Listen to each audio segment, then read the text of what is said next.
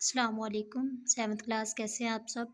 उम्मीद है आप सब खैरियत से होंगे और ईमान की बेहतरीन हालत में होंगे। उम्मीद करती हूँ आपने अपना कल का लेक्चर सुनने के बाद उसको अच्छे से लर्न कर लिया होगा और होमवर्क भी कर लिया होगा। बेटा होमवर्क के फ्रंट पेज पे आपने अपना नेम राइट करना है, अपनी आईडी, सेक्शन और सब्जेक्ट का नेम अच्छे से राइट करना है।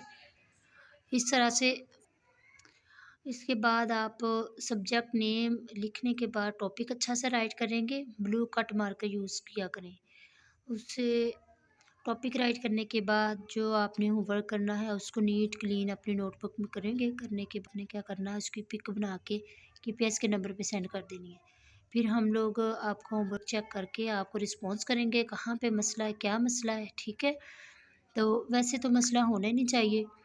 आपने बुक ओपन करके होमवर्क करना होता है ना, जब बुक ओपन हो तो फिर मिस्टेक्स का सवाल ही पैदा नहीं होना चाहिए, क्योंकि आपकी नोटबुक के पीछे पैटर्न भी लगा हुआ है।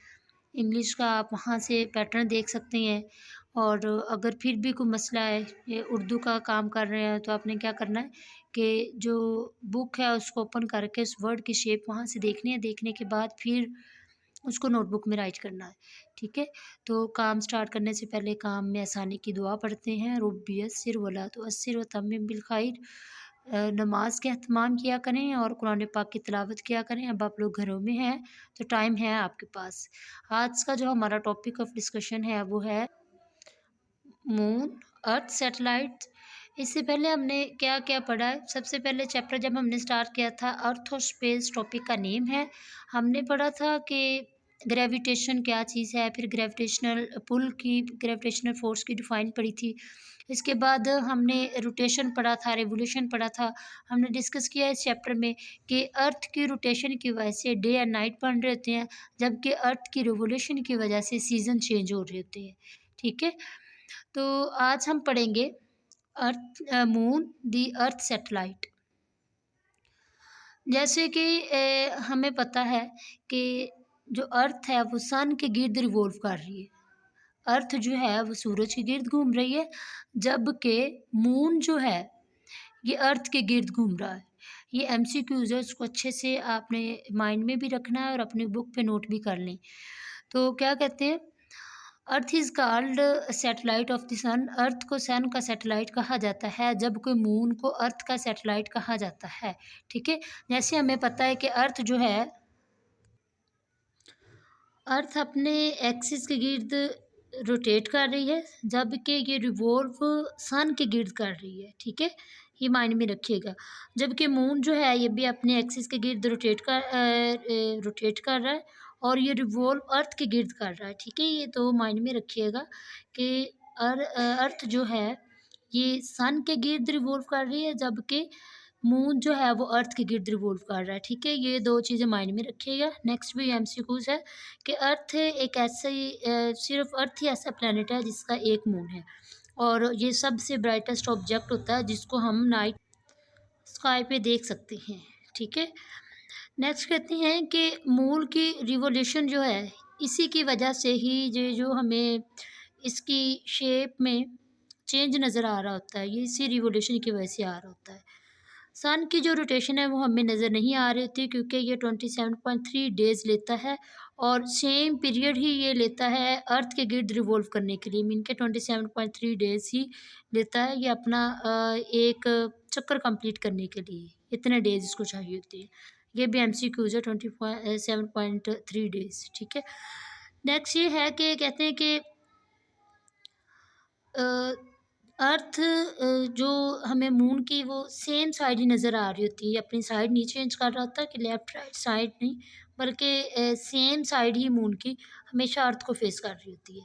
यहाँ पे आप डायग्राम में देख सकते हैं 12.13 diagram, rotation of the moon around the earth. ये देखिए किस तरह से इसकी रोटेशन हो रही है, ये एरो लगा के उन्होंने इसको शो करवाया हुआ है। ये आपने देख भी लेना और इसी को आपने होमवर्क में भी ड्रा करना है, ठीक है?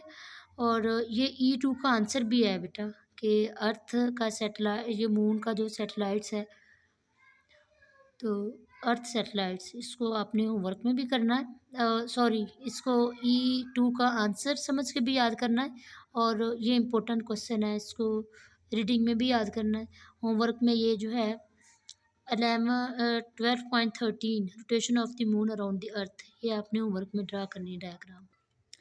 नेक्स्ट है इन्फो बॉक्स। ये क्वेश्चन है हाउ इज मून फॉर्म्ड, के जो ये मून है किस तरह बना है।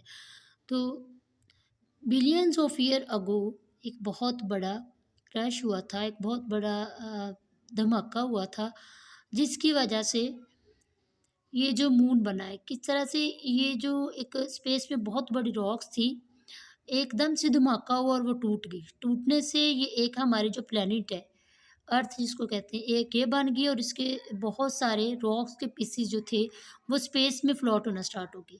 ये जो फ्लोटेंड पीस थे, रॉक्स के पीस थे जो कि स्पेस में फ्लोट कर रहे थे, ये कंबाइन होकर उन्होंने मून बना दिया है। ठीक है, ये इन्फो बॉक्स में शॉर्ट क्वेश्चन है, इसको भी आपने अच्छे से देखना है।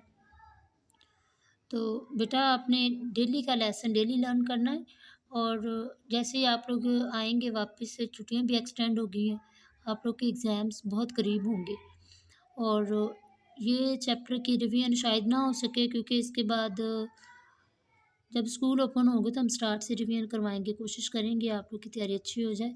आपने अभी भी टाइम वेस्ट नहीं करना है, सही है। और होमवर्क के ऊपर अपना सब्जेक्ट, अपना रोल नंबर, सॉरी आईडी और नेम राइट करके, सब्जेक्ट का नेम राइट करके देन सेंड कीजिएगा केपीएस के नंबर पे। तो डेली का काम डेली किया करें, डेली का होमवर्क आप लोग का 12 बजे से पहले आ जाना चाहिए ताकि हम आपको प्रॉपर रिस्पॉन्स कर सकें चेक करने के बाद। फ़ी अमानिल्लाह क्लास।